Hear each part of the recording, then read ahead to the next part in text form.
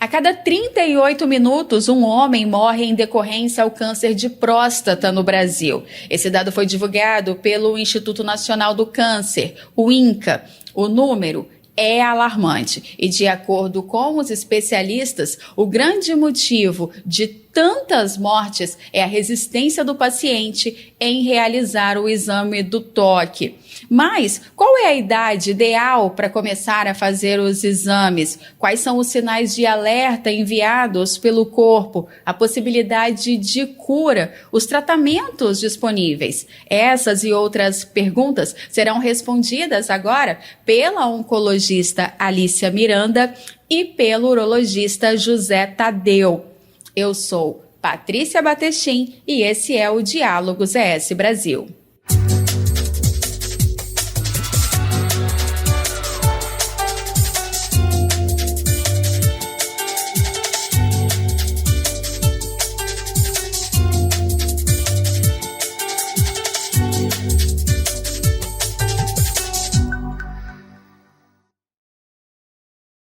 Bom, muito obrigada, doutora Alícia e também doutor José Tadeu, por atenderem ao nosso pedido, por participarem aqui com a gente. Sejam muito bem-vindos. Bom, eu vou começar com a doutora Alícia. Gostaria de saber, doutora, esse número assusta, né? Uma morte a cada 38 minutos, mais de 15 mil óbitos por ano no Brasil. Por que esse câncer se torna tão fatal? Patrícia, antes de começar, obrigada pelo convite. O câncer de próstata, ele tem esse aumento, esse dado alarmante em relação à mortalidade, principalmente porque os homens buscam essa procura pela saúde, na verdade porque eles não buscam essa procura pela saúde, e principalmente porque o câncer de próstata ele é um câncer assintomático. Então, ele tem por característica ser um câncer mais silencioso, mais indolente, né? Então, se você não busca por algum método de rastreio dessa doença, você só vai procurar quando essa doença desenvolve algum tipo de sintoma. E aí, quando o câncer de próstata desenvolve algum tipo de sintoma, é porque, em geral, ele já está ou localmente avançado, e aí os sintomas vão ser, em geral, destinados do trato urinário, né? Ou já é uma doença avançada e os sintomas que a gente vai ter são relacionados às metástases dessa doença, né? O câncer de próstata, em geral, ele dá metástase para os ossos. Então, muitos pacientes chegam no consultório já com esse relato de dor óssea, por exemplo. E aí, quando a gente vai ver, ele tem um PSA aumentado, um nódulo na próstata, e a gente faz esse diagnóstico, né? Doutor José Tadeu, o senhor concorda? Infelizmente, nós homens temos o péssimo hábito de esperar que a moléstia surja para que depois nós venhamos a tratar. Diferentemente da mulher, que tem já há bastante tempo a conscientização do seu preventivo ginecológico, seu preventivo de mama, nós homens ainda somos bastante reticentes, não só na questão prostática, como também cardiológica e do próprio exame clínico normal. Infelizmente, esse é um hábito que nós precisamos adquirir com uma certa frequência. Doutor Tadeu, e qual seria o momento ideal do homem procurar o médico, procurar ajuda? No câncer específico de próstata, a orientação da Sociedade Brasileira de Urologia, do qual eu sou presidente, que ela é irmanada com a Sociedade Americana de Urologia e a Sociedade Europeia de Urologia, a orientação é que o homem, a partir dos 50 anos, comece a fazer o seu preventivo para o câncer da próstata. O objetivo dessa idade é porque, estatisticamente, a incidência a partir dos 50 anos, ela aumenta de forma exponencial. E aí a forma que nós temos de conseguir fazer um diagnóstico precoce desse paciente. Quando o paciente tem um histórico familiar direto, então um pai, um tio, um irmão, de câncer de próstata, a orientação é que nós antecipemos esse preventivo para os 45 anos e sejamos bastante cuidadosos nesse acompanhamento. E o ideal é não esperar que os sintomas naturais da obstrução prostática venha a ser um despertar para esse homem. A ideia é fazer com que ele faça o preventivo antes que os sinais e sintomas venham a aparecer. E quais são esses sinais, assim? Qual é o sinal de alerta que o corpo dá? Então, quando ocorre um sinal de alerta, na verdade é que essa doença deixou de ser uma doença intraprostática para ser uma doença que está sendo constrictiva, ou do trato urinário, ou está sendo expansiva, não só para fora da próstata, pegando a vesícula seminal, pegando a bexiga, como sendo metastática, indo para gânglios, indo para os ossos. Então o paciente começa, normalmente tendo um jato urinário mais fraco, ele passa a ter uma demora para começar a urinar, que nós chamamos de hesitância, ele começa a ter um gotejamento terminal, ou seja, ele acha que terminou de urinar, mas continua ainda tendo um gotejamento terminal da urina. Ele pode ter a presença de sangue na urina, que nós chamamos de hematúria, ele pode ter sangue no esperma, que nós chamamos de hemospermia, e ele pode ter, em casos extremos, até dores pélvicas e ósseas, quando nós já temos metástases para os ossos. Bom, doutor, recentemente foi divulgado que a maioria dos homens que procuram o consultório, eles normalmente vão acompanhados das esposas ou dos filhos. Isso é uma realidade que o senhor observa nos consultórios? E assim, qual a importância, né, do papel dessa família na prevenção do câncer de próstata?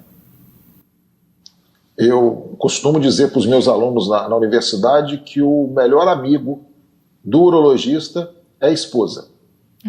E se tiver filha, essa amiga é dobrada. Porque normalmente os pacientes são bastante reticentes em ir ao consultório.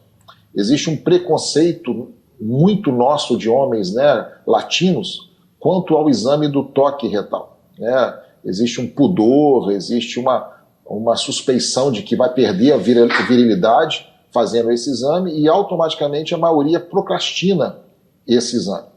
Então, quando a mulher que já tem esse hábito natural, ela se interessa e se importa e investe nesse parceiro, ela se torna realmente uma grande aliada nossa. Tem mudado. Alguns pacientes já têm essa consciência, algumas empresas também já colocam como rotina dos pacientes acima de 50 anos ter a obrigatoriedade de fazer algum exame de rastreamento de próstata, mas a procura voluntária individual ainda é bastante modesta. Doutora Alícia, e a chance de cura aumenta quando o paciente procura o médico logo, quando ele chega lá e já não está num estágio avançado? Sem dúvida, sem dúvida. A chance de cura para o paciente que faz o diagnóstico no estadiamento inicial, né, que é a detecção precoce dessa doença, ela ultrapassa 90%. Então, sem dúvida, o diagnóstico precoce é o que aumenta a chance de cura desse paciente. E como é que esse câncer ele é tratado? Então, a gente divide o câncer de próstata em estratificações de risco. E aí a gente tem diversas modalidades de tratamento a depender, obviamente, de qual tipo de câncer de próstata que a gente está falando, né? O câncer de próstata mais comum é o adenocarcinoma. Existem outros tipos mais raros e mais graves em que o tratamento é diferente, mas eu vou focar no tratamento do adenocarcinoma, que é o tipo histológico mais comum, né? Então, a gente estratifica essa doença em fatores de risco. A gente vai de doença de muito baixo risco para uma doença de muito alto risco, né? E aí, o tratamento é basicamente cirurgia para as doenças iniciais, que é a prostatectomia radical. Nos estágios mais avançados, a gente pode discutir fazer hormônio com radioterapia, só radioterapia. E nos estágios mais avançados, a gente faz um tratamento com hormonioterapia, né? Bom, a gente vê falando esse número tão alto de mortes em decorrência a este câncer, mas a cura também é alta, né? Também tem uma porcentagem alta. Exatamente. Por isso que essas campanhas de conscientização, e mais importante do que a conscientização é a informação, porque eu acredito que a partir do momento que você entende que uma doença que pode ser detectada de forma precoce, que é muito comum nos homens, principalmente na nossa população em que a gente está vendo uma expectativa de vida mais aumentada e que a gente tem como fator de risco mais importante a idade, né? Então, quando a gente fala de uma campanha que conscientiza e informa que existe uma chance de cura de 95%, acho que isso faz com que os homens ou com que a população se interesse em buscar por esse tipo de prevenção. Né? E fora, o exame, existe alguma forma da gente prevenir? Existem hábitos que podem diminuir as chances de desenvolver esse problema? Sem dúvida. A obesidade é um fator de risco importante associado não só ao câncer de próstata, como a outros cânceres também, mas em especial ao câncer de próstata. Então, hábitos de vida, sedentarismo, alimentação, evitar alimentos processados, tabagismo, álcool. Todo esse hábito de vida, ele é importante para a prevenção do câncer de próstata e de outros cânceres também. Bom, durante o mês de novembro, nós falamos muito sobre prevenção ao câncer de próstata, não só a este câncer, mas também a saúde masculina em geral. Mas prevenção e cuidado deve acontecer de janeiro a janeiro, não apenas em novembro, né? Com toda certeza. A prevenção, ela é a vida toda. Doutor José Tadeu, se o senhor pudesse dar um recado, dar um alerta neste mês de novembro, o que o senhor falaria para os pacientes? Vou falar para os homens aquilo que eu falo no meu consultório. Nós, homens, temos um cuidado muito grande com os nossos carros. Levamos eles para as revisões, fazemos todas as mudanças e ajustes necessários para o nosso carro ficar 100%. O nosso corpo também precisa de ser feito uma prevenção, um cuidado. E esse cuidado vai pelo câncer de próstata, os outros cânceres todos que nós temos das outras áreas, lembrar do câncer de pulmão no tabagista, a questão da obesidade, a questão da diabetes, a questão da hipertensão arterial, porque a doença que mais mata não é câncer, é infarto e AVC. Então a gente precisa ter esse olhar, porque o homem precisa de um clínico, de um geriatra, se ele tiver acima de 65 anos, ele precisa ser cuidado. O preventivo prostático é nosso, da urologia, mas esse homem precisa de um cuidado com um olhar clínico. Então ele precisa ser cuidado do coração, ele precisa ser cuidado da sua diabetes, ele precisa ser cuidado da sua hipertensão, para poder conseguir atingir a longevidade que todos nós queremos. Doutora Alice, o que a senhora deixaria como alerta para a saúde desses homens? Eu acho que eu sigo essa linha também, né? O nosso corpo é a nossa casa, né? Então, a gente precisa fazer aquilo que cabe a gente, né? Sem terceirizar muito o que a gente não tem controle. Então, eu acredito que o que a gente pode fazer para a nossa saúde é o que a gente deve fazer. Então, evitar hábitos de vida como processados, álcool, etc., e cuidar da nossa saúde, fazer os exames de rastreio para prevenir ou detecção precoce dessas doenças. E vencer o preconceito também. Por favor, sim.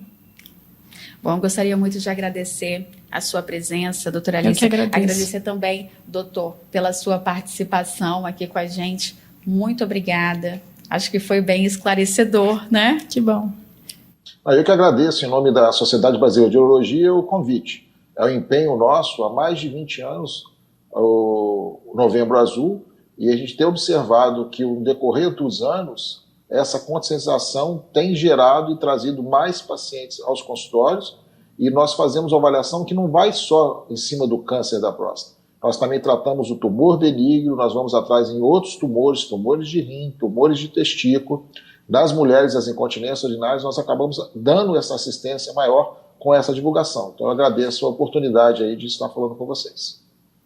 Esse foi mais um Diálogos ES Brasil, um conteúdo da revista ES Brasil. E lembrando que você pode acompanhar esse e outros conteúdos em qualquer plataforma de streaming, pelo YouTube e, é claro, no nosso portal esbrasil.com.br.